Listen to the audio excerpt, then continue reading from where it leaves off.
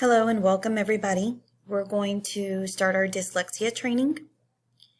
The first thing that we are going to talk about is understanding dyslexia. Dyslexia was discovered more than 100 years ago. It was discovered by Dr. Berlin in 1887. And although it was discovered a long time ago, there's people that still do not understand it. We know that dyslexia is passed through families. Sometimes if grandma has it, the grandchild can get it. Not necessarily everybody in the family is dyslexic, but it can be passed down. 1 in 10 people have dyslexia. Dyslexia is a neurological disorder. It's a difficulty in the way the brain processes written and spoken information. Sometimes the information is forgotten, jumbled up, or bits are missing.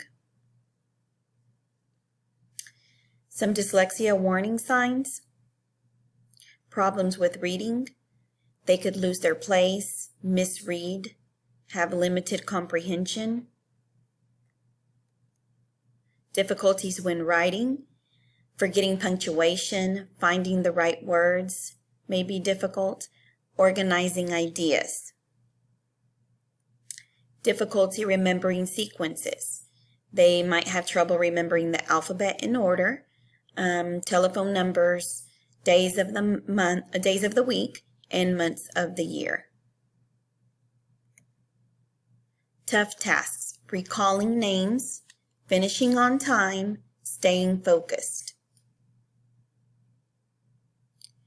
What is forgotten? Stuff that they're told, things they read, and of course they forget to write down their homework. But that could be any child. Students with dyslexia do not like school. They are unhappy. Some students will be withdrawn and quiet, while others will be angry and frustrated. And to summarize all this up, dyslexia is a difference in the way the brain processes words. However, it affects much more than reading and writing. It also causes difficulty with organization, math, and memory. Next, we're going to talk about the types of dyslexia. Dyslexia covers a spectrum of difficulties: visual, working memory, processing speed, phonological, auditory. We're going to begin with visual processing dyslexia. And with this, the difficulties could be slow processing, inaccurate copying, mixing up letters like B and D. Next, we're going to move on to auditory processing dyslexia. And with this, the student could show difficulties by forgetting instructions, losing attention, and distracted by noise. The next dyslexia is slow processing speed. And with this, the student has trouble learning in the classroom, reading a book, writing a story, and doing homework. Then we have working memory dyslexia. And with working memory dyslexia, this is how much information the student can store. And a normal student, well, let's say a student without a known disability, can store 5 to 7 chunks of information. But a student with dyslexia struggles to store even 3 chunks of information. Our next one is phonological dyslexia. And this is mainly working with sounds.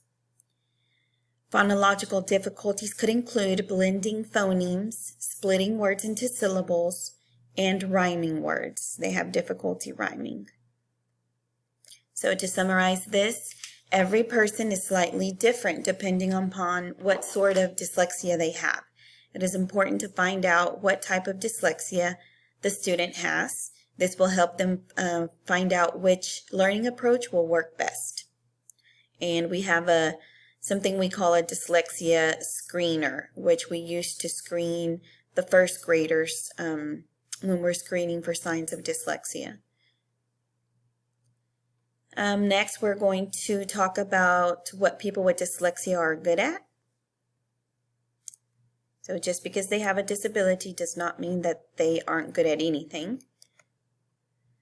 They are good at seeing the bigger picture. People with dyslexia have the ability to imagine how everything works together and picture how things will end up. This is a great leadership skill. They are good at thinking outside the box.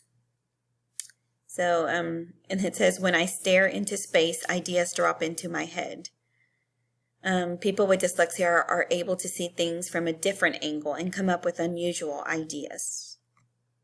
Here we have Steve Jobs, the creator of Apple, who is a successful entrepreneur, and he is dyslexic. We also have Richard Branson, who is also an entrepreneur. He's a 40% of self-made millionaire. Sorry, 40% of self-made millionaires have dyslexia. Richard Branson is one of them.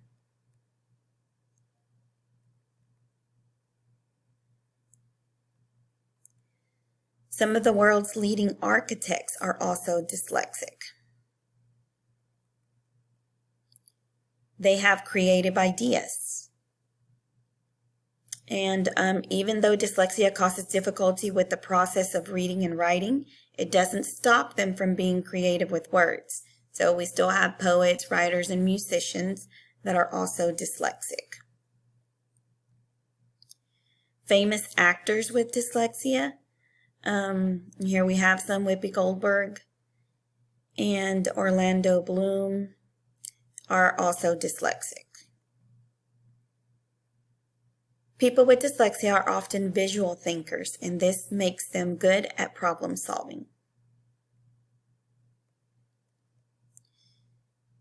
Some dyslexic people are also top code breakers. They're able to crack complex problems because of their dyslexia. It helps them find patterns. Many talented scientists have dyslexia, like Christopher Tonkin. And to summarize this up, creativity, strong visualization, problem-solving abilities, and an unconventional way of looking at things have helped many people with dyslexia to succeed in life. Next, we're going to talk about dyslexia difficulties. Words get jumbled up in their head. The word sounds right, but looks wrong. They often forget silent letters when spelling. Sometimes they mix up the order of the letters. They often confuse homophones. Sometimes they reverse numbers and letters. They have difficulty copying. And they are slower at writing. They might have a lot of ideas, but they can't seem to put them down on paper. Sometimes it seems like their brain hops over words. And they make mistakes when reading out loud. That is why they prefer not to.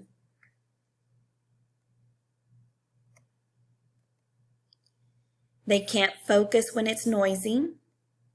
And they mix up similar sounding words. The teacher might say specific, and they think the teacher said Pacific. They have trouble recalling instructions. Like I said, if you give them more than three, even three, it's hard for them. They'll just remember the last one, like this student only remembered to play. They also have trouble mixing up their left and their right. Like I mentioned before, they have trouble with sequence steps, so even tying their shoe could be a task in itself.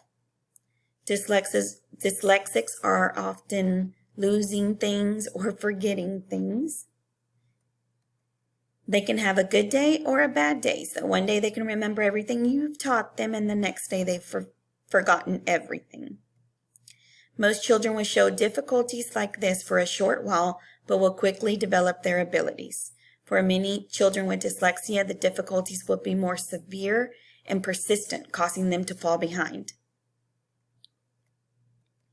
So next, we're going to talk about some strategies that might be able to help the student. First of all, rhyming can help them spell, or word families is good for them. Using mnemonic strategies can also help them spell. Mispronouncing the words might also help them spell. Learning to divide the word into syllables is helpful to them. Linking sounds to funny pictures helps to split the syllables also.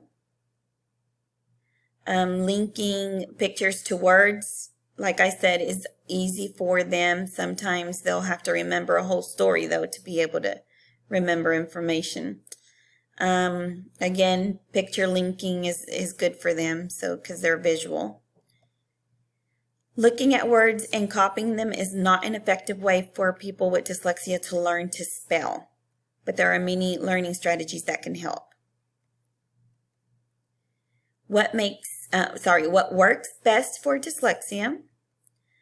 The first thing is to reward small achievements.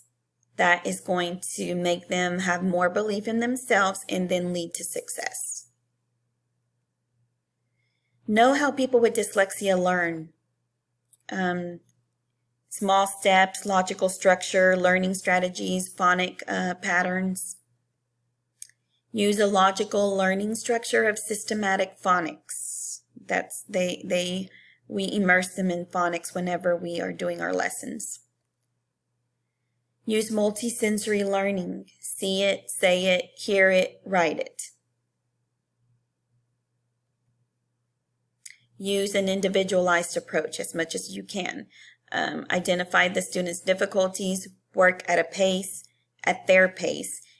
Find helpful strategies, and learn what the student is actually needing. Understand the structure of language. Link pictures to sounds and words. Use spelling rules, syllables, prefixes, suffixes. Rhyming and blending is also something that they really need. Recognize that everyone has different strengths. So some of them might be visual, some of them might be auditory, and others might be tactile. School is hard when you have dyslexia, but with the right approach and enough time, every person with dyslexia can succeed. So individuals with dyslexia benefit from a supportive environment combined with an individualized multisensory program of learning, structured into small steps. And that's what we do with our program using Reading by Design. And we also use Nessie, but this is like a supplement to what we do in the small groups. Thank you for coming.